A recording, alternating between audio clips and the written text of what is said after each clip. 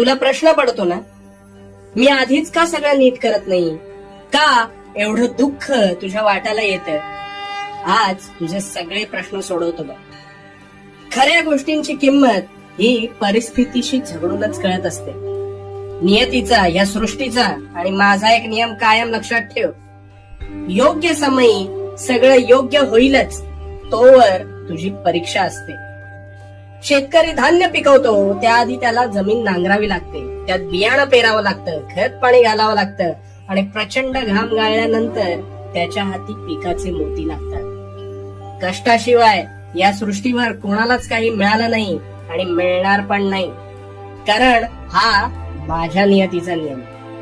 अगदी खेळाडू असो, कलावंत असो, व्यावसायिक असो, सगळ्यांना कष्टाचा घाम हा गाळावा लागतोच आणि ह्या परिश्रमातूनच मोती फुलतात. हे परिश्रम घेत